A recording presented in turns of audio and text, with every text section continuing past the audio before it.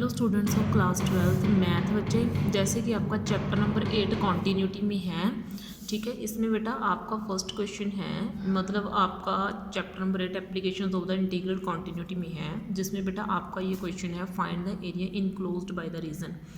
कि ये मुझे रीज़न दिया हुआ है, मुझे इसके बीच का एरिया जो है वो फाइंड करना है। ठीक है, तो आपके पास रीज़न क्या है? रीज़न ये है कि X square upon 25 plus Y square upon 9 is equal to 1।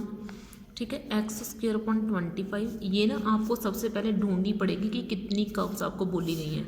तो आपको 2 कर्व्स दी हुई हैं। ठीक है, इज इक्वल टू 9, ये X square upon 25 plus Y square upon 9 is equal to 1।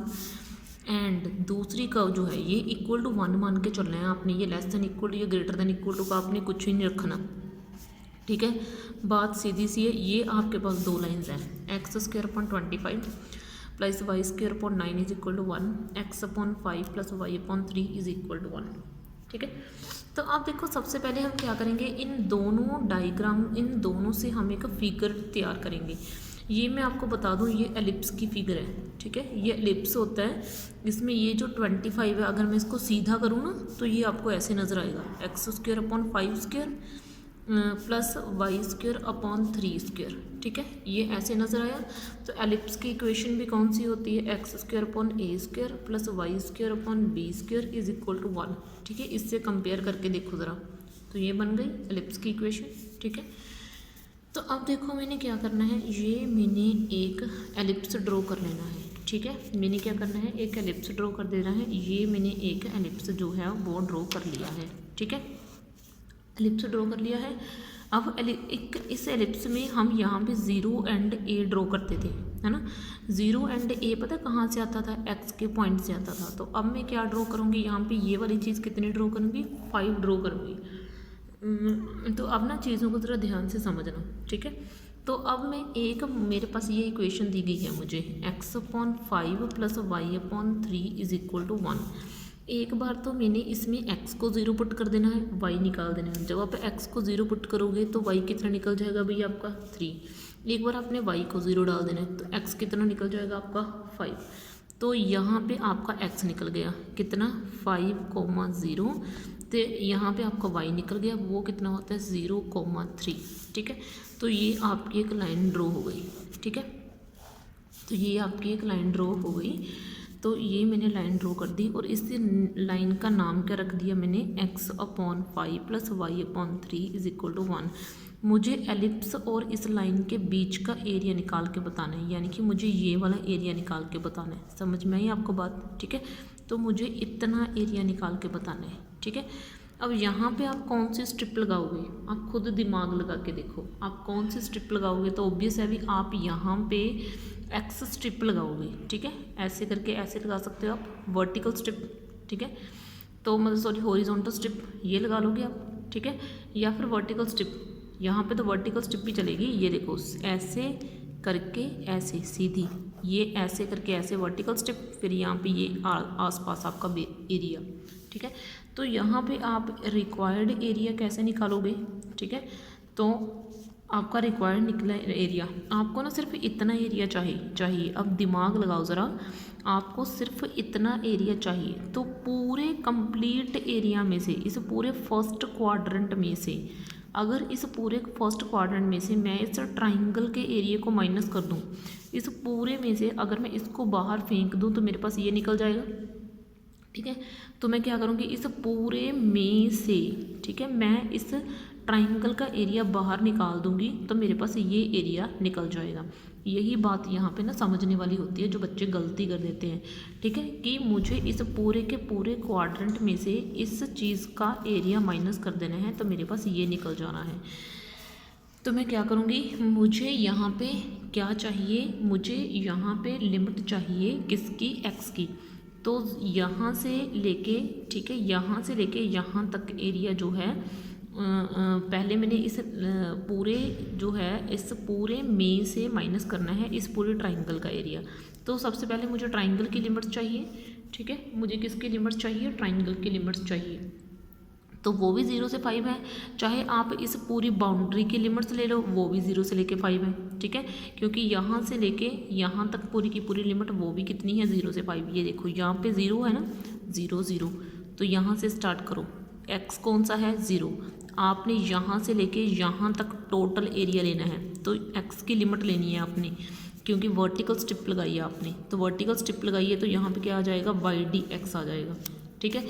लेकिन आपने ये ध्यान समझना है, आपको रिक्वायर्ड एरिया निकालना है। तो रिक्वायर्ड एरिया आपका कैसे निकलेगा, ठीक है। y तो हम चलो बाद में डाल देंगे, y की वैल्यू तो हम बाद में डाल देंगे, पहले लिमिट्स को समझो, ठीक है। पहले मैं इस पूरे के पूरे एरिया को लूँगी, पूरा एरिया लूँगी, तो लिमिट मुझे किसकी चाहिए, x की, तो x की लिमिट 0 से लेके 5 तक आ जाएगी।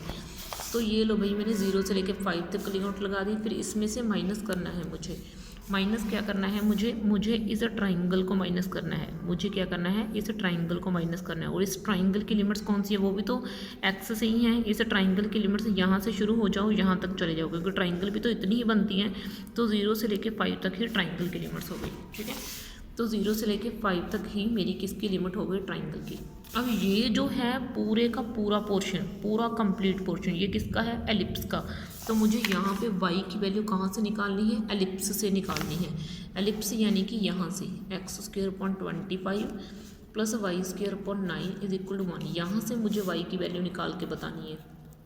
तो कैसे निकलेगी, 1 - x² / 25 कर दो, तो y² is equal to 25 - x² कर दो, तो y² इज इक्वल टू, तो y जो है ना यहाँ से, ठीक है, y के नीचे अपॉन 9 है, सॉरी आपका, तो y² is equal to 9 × 25 - x²/25 हो जाएगा। यहाँ पे 25 लगेगा आपका।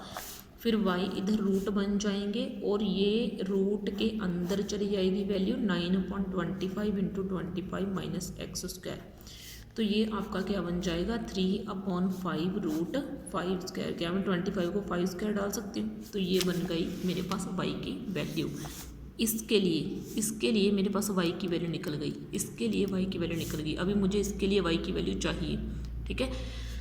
तो मैंने पहले जो वैल्यू ली है, निकाली है, पहले मैं वो डाल दूँ, 3/5 √5² - x²। तो मैंने ये वैल्यू डाल दी सबसे पहले। अब इसमें से मुझे माइनस करनी है, कहाँ से, लाइन से निकाल के वैल्यू, ठीक है, यानी कि x/5 plus y/3 is equal to 1, ठीक है। यहाँ से मुझे जो है माइनस करके निकालनी है x/5, ठीक है, तो y/3 विच इज़ 5 - x/5, ठीक है। तो y जो है वो कितना आ जाएगा, 15 - x/5, ठीक है, ये 3x। तो ये मेरे पास इतना निकल गया। चाहे आप यहाँ से 3 वैसे ही पड़ा रहने देना, 3/5 डाल के यहाँ पे 5 - x dx डाल देना। मतलब आपको इंटीग्रेशन तो आती है ना, तो इन चीज़ों के बारे में तो आपको पता ही होगा कि मैं क्या कर रही हूँ, कैसे कर रही हूँ, बड़ी बेसिक सी चीज़ें हैं, ठीक है। मुझे नहीं लगता कि आपको इन चीज़ों के बारे में अभी मुझे बताना चाहिए था, ठीक है, ये आपको इनके बारे में मुझे नॉलेज देनी चाहिए थी। तो 3/5 यहाँ पे भी है, 3/5 यहाँ पे भी है, तो मैंने इसको बाहर निकाल दिया, ठीक है, और इसको ऐसे इंटीग्रेशन के अंदर डाल दिया। √5² - x² dx माइनस ये क्या हो गया, 0 से लेके 5 तक 5 - x dx, ठीक है, तो ये डाल दिया, ओके। अब मुझे इसका फॉर्मूला अप्लाई करना है और इसका फॉर्मूला अप्लाई कर देना है। 3/5 यहीं पे रह गया और यहाँ पे मेरा हो जाएगा x/2 √25 - x² plus 25/2 sine inverse x/5 minus 5x plus x²/2। अगर आपको इंटीग्रेशन आती है तो आपको इस स्टेप्स में कोई प्रॉब्लम नहीं होगी कि मैंने ये स्टेप्स कहाँ से लेके आए हैं, ठीक है। अब मुझे कुछ नहीं करना, अब मुझे upper limit and lower limit डाल देनी है और मुझे इसका आंसर फाइनल निकाल देना है, विच इज़ 15/4 π - 2, ठीक है। यहाँ तक आपने पहुँचना है कि मुझे ये आंसर कैसे निकाला है। कुछ नहीं करा मैंने, अपर लिमिट डाली, लोअर लिमिट डाली और उनको आपस में सब्ट्रैक्ट करा, सिर्फ इतना सा कंसेप्ट जो है मैंने करा है। अब आपका इस चैप्टर का मेन क्वेश्चन, सबसे इम्पॉर्टेंट क्वेश्चन रह गया है, उसके बाद ये आपका चैप्टर डन हो जाएगा बेटे। Okay then, thank you. इस वीडियो में इतना ही, बाकी नेक्स्ट में। ओके बच्चे।